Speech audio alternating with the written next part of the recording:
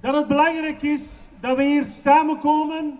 Ik hoop dat er nog volk bij komt achteraan. Het is nodig om de stem van de vrede te laten luiden.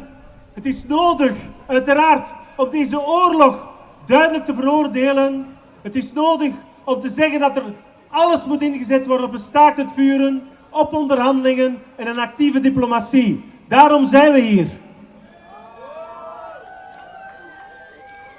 En wij willen ook tonen dat de vredesstem bestaat. We zijn met 93 organisaties in een platform met een aantal eisen die we straks zullen horen.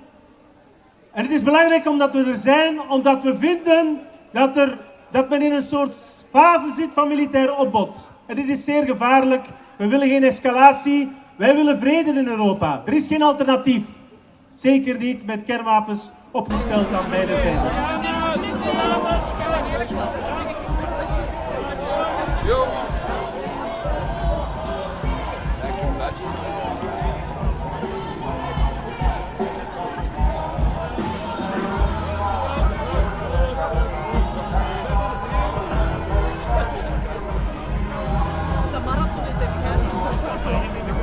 In Leuven ook blijkbaar. Ja, in Gent was het marathon.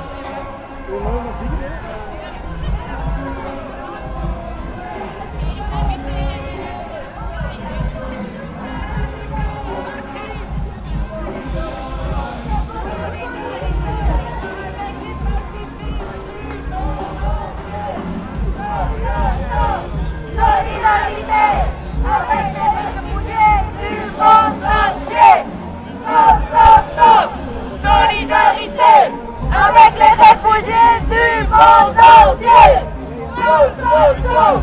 Solidarité avec les pacifiques du monde entier. Solidarité avec les pacifiques du monde entier.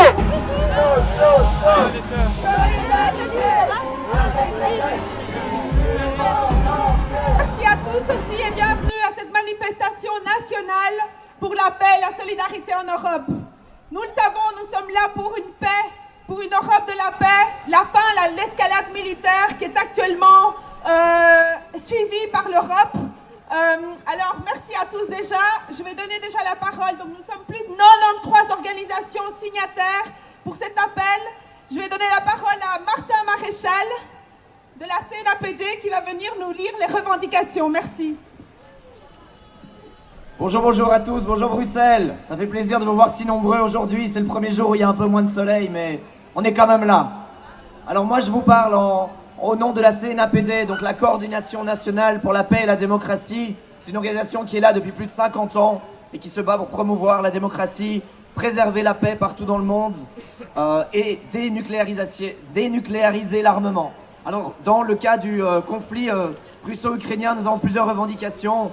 La première, évidemment, c'est la désescalade immédiate et effective du conflit. Alors, qu'est-ce que ça veut dire très concrètement pour la Belgique? Eh bien, par exemple, d'arrêter d'envoyer des armes. Parce que les armes, elles n'ont qu'un seul but, détruire, tuer des vies et encore plus détruire. Et puis ces armes, peut-être qu'elles se trouvent d'abord à un endroit et puis elles iront à un autre endroit, au Yémen, au Congo, à d'autres endroits, en créant toujours plus de destruction et plus de morts. La deuxième chose, les réfugiés. Il est hyper important de rappeler qu'un réfugié est égal à un autre réfugié, d'où qu'il vienne, quelle que soit son origine, quelle que soit sa religion. Et très franchement, je vous le dis, la solidarité dont la Belgique est en train de faire preuve aujourd'hui avec les Ukrainiens devrait devenir le standard de l'accueil des réfugiés en Belgique.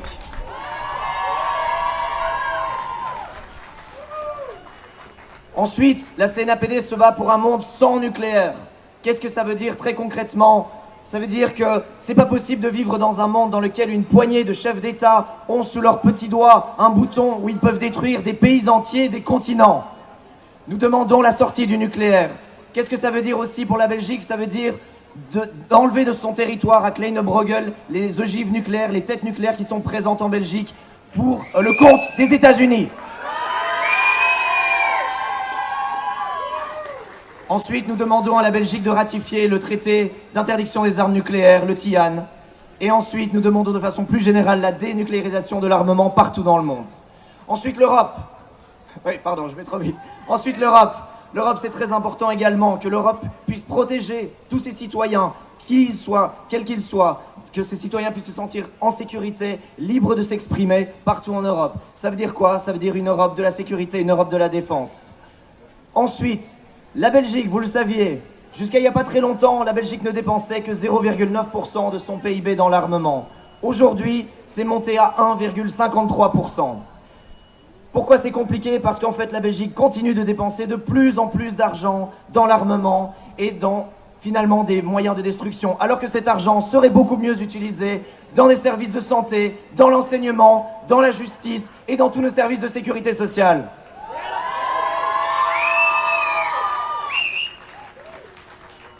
Et enfin, dernier point, parce que le temps est déjà à la fin, c'est la liberté d'expression, la démocratie. Nous demandons à l'État fédéral belge d'utiliser tous les moyens de démocratie à sa disposition pour promouvoir et protéger la liberté d'expression, la pluralité des opinions, afin de stopper la polarisation de la société. Et dernier point, le plus important pour nous, évidemment, c'est toujours rappeler ce message de paix et de démocratie. En Belgique, on a plus ou moins de la chance, on peut s'exprimer, mais c'est pas le cas partout. C'est pas le cas en Russie, c'est pas le cas dans plein d'endroits du monde dans lesquels les personnes sont parfois menacées physiquement dans leur intégrité quand elles veulent exprimer leurs opinions. Nous nous battrons pour protéger ces personnes, où qu'elles soient, qui qu'elles soient. Merci, vive la paix et vive la démocratie!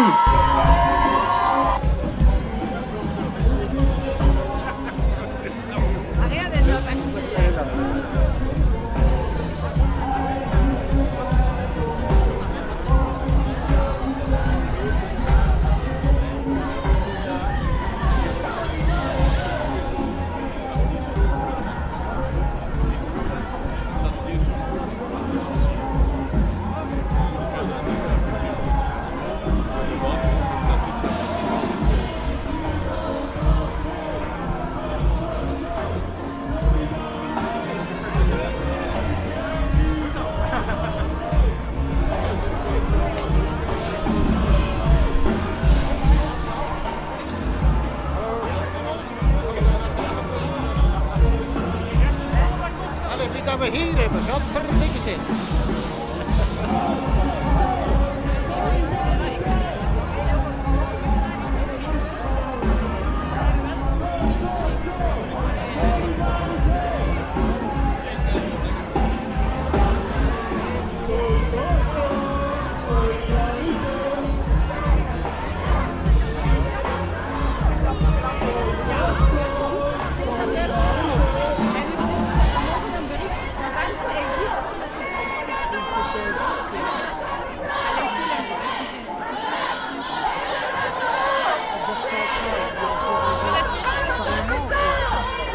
Gielen van Pax Christi was daar ook bij, heel actief. Het woord is aan jou. Dank u wel. Vandaag staan we hier om onze verontwaardiging te uiten over de verschrikking die de Oekraïners nu al een maand overkomt.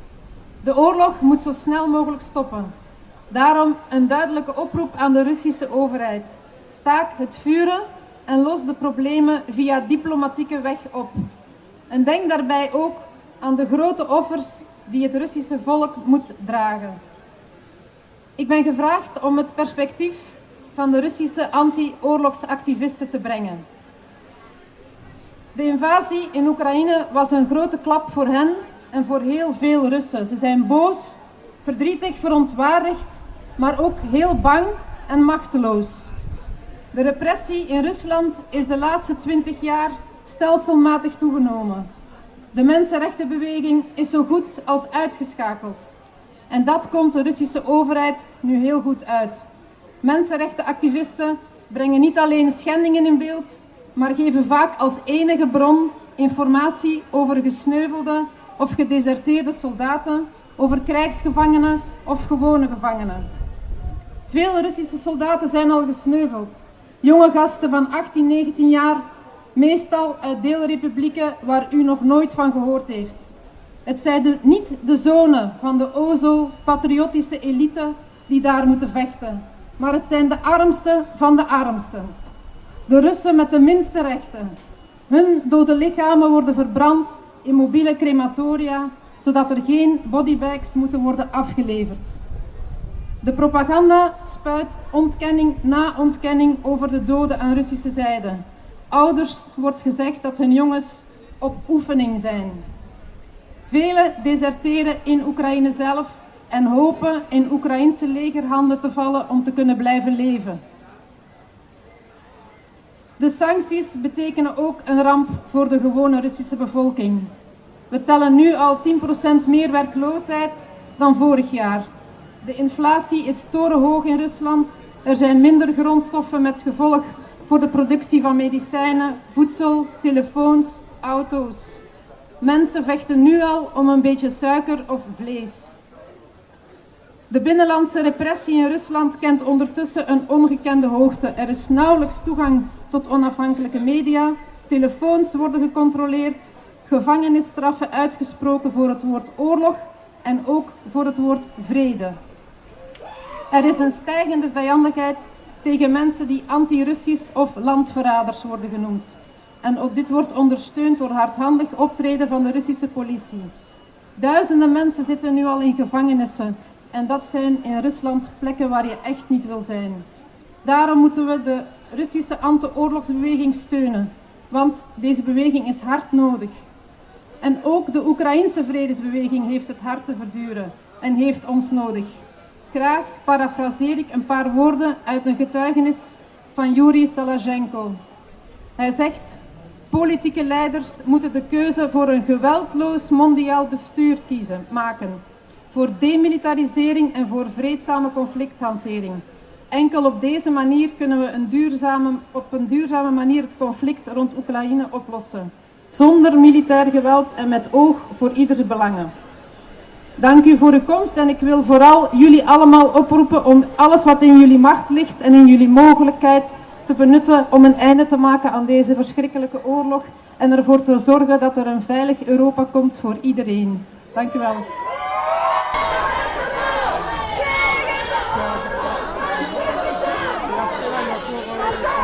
Internationaal tegen de oorlog van het kapitaal! Internationaal contre la guerre du capital! Résistance internationale contre la guerre du capital! Résistance internationale contre la guerre du capital! Résistance internationale contre la guerre du capital! Résistance internationale contre la guerre du capital! Résistance internationale contre la guerre du capital! Résistance, solidarité!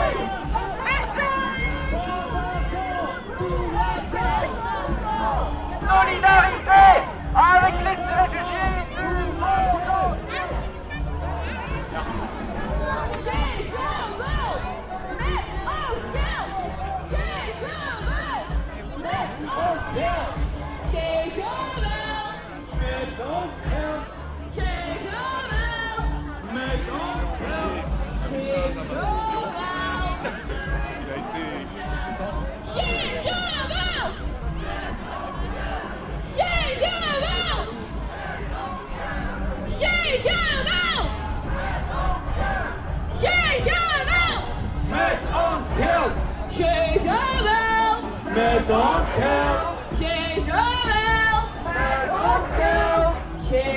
Maintenant, le président de la FGTB, Thierry Botsson.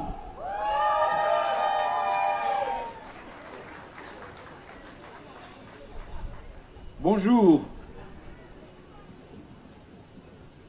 L'agression que l'Ukraine est en train de vivre depuis quelques jours est d'une violence rare. Et nous avons l'impression que jour après jour, cette violence est en train d'augmenter, encore et toujours, contre les populations. Dès le départ, les organisations syndicales ont condamné cette agression russe sur le territoire ukrainien. Et bien sûr, nous avons appelé à une cessation immédiate, à un arrêt immédiat de cette guerre. Et ce n'est pas des paroles en l'air. Je voudrais vous dire que demain, à la CSI, à la Confédération syndicale internationale, il y a une réunion importante qui va se passer. Cette réunion a pour objectif d'obliger le syndicat russe à adopter la même position que l'ensemble du mouvement syndical, l'obliger à condamner avec nous l'agression sur le territoire ukrainien, cette agression russe. Et pour nous, il est clair que demain, il faudra que ce syndicat adopte une position comparable ailleurs de la Confédération internationale syndicale. Ce sera notre façon de mettre les actes derrière les paroles. Ce soutien et cette solidarité, nous devons d'abord la porter, bien entendu, aux Ukrainiennes et aux Ukrainiens. C'est eux qui ont leur vie menacée aujourd'hui, au jour le jour. C'est eux qui doivent partir en exil par centaines de milliers. C'est eux qui voient leur vie détruite pour longtemps, certainement pour des années, pour ne pas dire des décennies. Mais nous savons que quand il y a la guerre, ce sont les populations civiles, ce sont les travailleurs et les travailleuses qui en payent le prix fort. Aujourd'hui, je voudrais souligner le courage exceptionnel de ceux qui, en Russie, osent s'opposer à Poutine. Nous en avons eu des exemples ces derniers jours. Soulignons le courage extrême de ces citoyens russes qui osent poser ces actes de désobéissance par rapport à Poutine et à son gouvernement. La solidarité envers les travailleurs et les travailleuses, c'est aussi la solidarité envers les travailleuses en Russie, qui malheureusement vont ressentir les effets des sanctions économiques internationales qui sont prises. Ce ne sont pas les oligarques de Poutine qui vont le sentir, ce sont les travailleuses et les travailleurs. Et à l'intérieur du monde syndical, la solidarité, c'est pour l'ensemble du monde du travail. Et cette guerre provoque, comme d'habitude, des dégâts pour l'ensemble du monde du travail. Nous constatons aujourd'hui, ici en Europe, ici en Belgique, que de très nombreuses entreprises sont soit au ralenti, soit à l'arrêt. Et aujourd'hui déjà, des milliers de travailleurs en Europe, en Belgique, sont en chômage temporaire ou tout simplement ont déjà perdu leur emploi à cause de cette guerre. Un exemple de plus, que c'est systématiquement les travailleuses, les populations civiles qui payent les effets d'une guerre, nous, les syndicats. Il est clair que nous nous emploierons à faire en sorte que les travailleuses et les travailleurs ne soient pas les victimes collatérales provoquées par cette folie guerrière que nous connaissons à nouveau sur le continent européen. Ce que nous revendiquons, ce sont des mesures rapides, à un niveau local, au niveau belge bien entendu, mais également des mesures claires au niveau européen, et de grâce qu'on ne revienne pas déjà avec le carcan budgétaire européen qui est tout sauf de la solidarité entre les populations et entre les travailleurs. La solidarité, ce sont les populations qui l'ont exprimé ces derniers jours, ces dernières semaines, spontanément, par rapport à l'accueil des réfugiés ukrainiens. Les autorités doivent prendre exemple de cette solidarité et de cette générosité qui s'est manifestée au niveau des populations un peu partout en Europe. Et pour rappel, on vient de le dire quelques minutes avant moi, mais je voudrais en effet le souligner. Ce que nous vivons aujourd'hui, ça doit aussi nous rappeler que tous, ici en Belgique, partout dans le monde, en Europe, nous devons dire bienvenue à tous les réfugiés, bienvenue à toutes les populations qui demandent refuge en Belgique, en Europe ou ailleurs dans le monde. Bienvenue à toutes les populations qui fuient une répression, qu'ils viennent de Syrie, qu'ils viennent du Yémen ou d'ailleurs. La qualité de notre accueil ne doit pas dépendre d'un passeport qu'on a ou qu'on n'a pas, ou de la couleur de la peau. L'accueil, c'est pour tout le monde et c'est ce que nous devons dire cet après-midi tous ensemble. La qualité, la force d'une démocratie se voit, se démontre par s'occuper, par prendre soin, par sa capacité à aider les plus démunis. Alors démontrons cet après-midi qu'en défendant la solidarité, on défend la démocratie partout dans le monde, on donne priorité au dialogue et surtout, essayons de rendre aussi à l'ONU le rôle qu'elle devrait avoir davantage dans le cadre du maintien de la paix, ici aujourd'hui et dans les années à venir. Merci à vous tous d'être présents cet après-midi.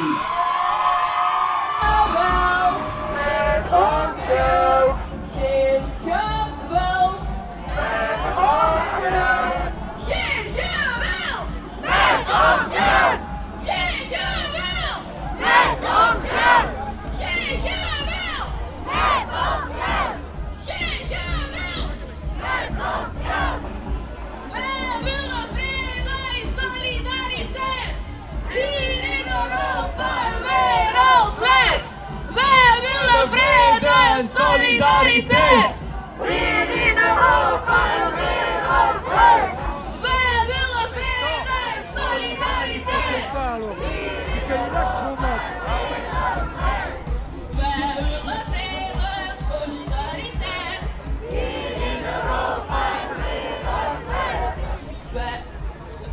Wij willen vrede en solidariteit.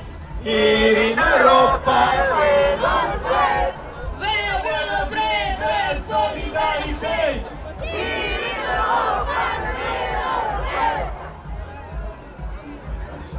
What do we want? Peace. When do we want it? Now. What do we want? Peace. When do we want it? Now. What do we want? Peace. When do we want it? Now. What do we want? Peace. When do we want it? Now. What do we want? Peace. When do we want it? Now. What do we want? Peace. When do we want it?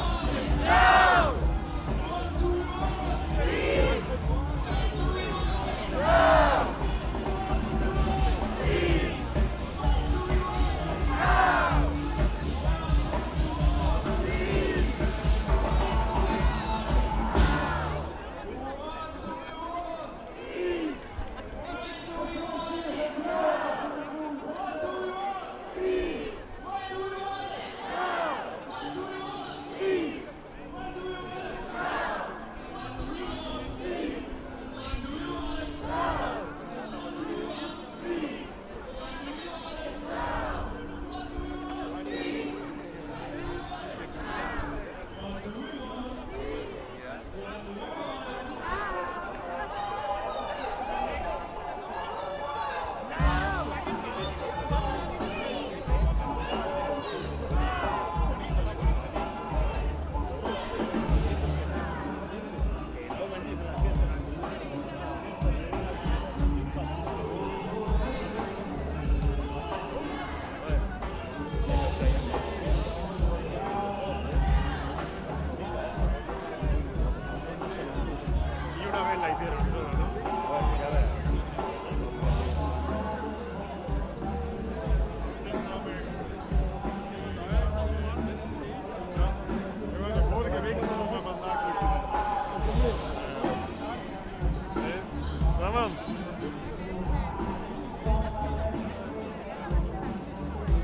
do we want it? Now.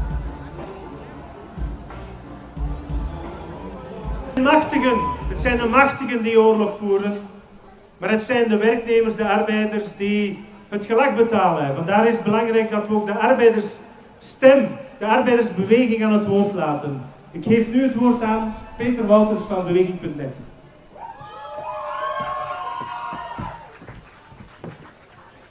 Goedemiddag iedereen.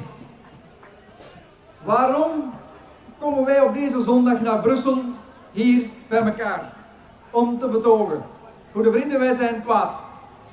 Hoe is dat toch zo kunnen gebeuren? De vrede die 75 jaar geleden opgebouwd werd door Europa op te richten en samen welvaart te bouwen, die is op enkele weken in gevaar gebracht.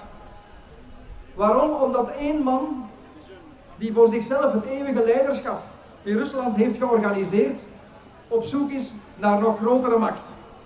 Met heimwee naar tijden die nooit meer terugkomen.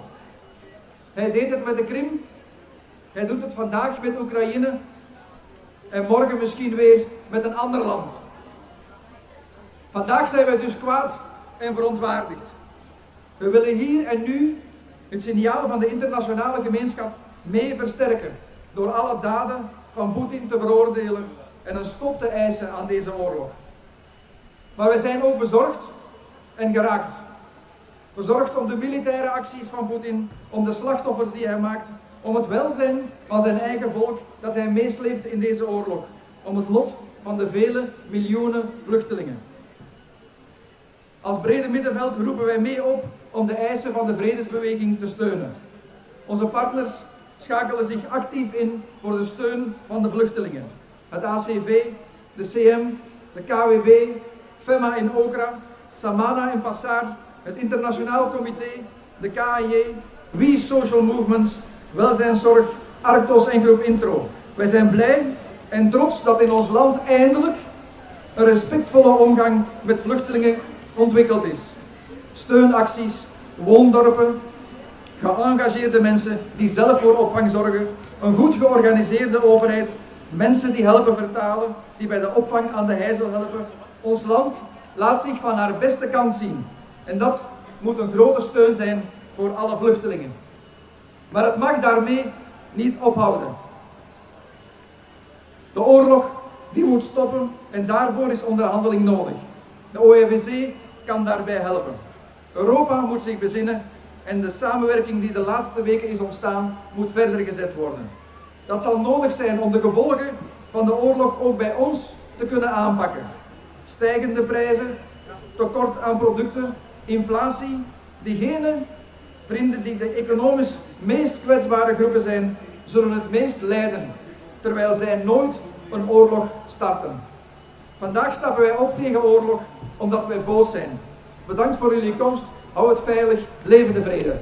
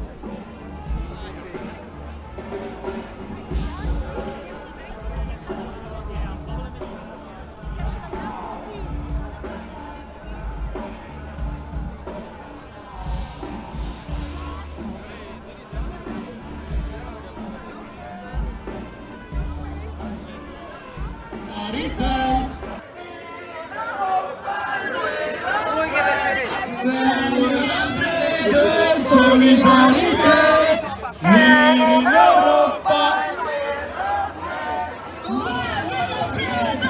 Solidariteit.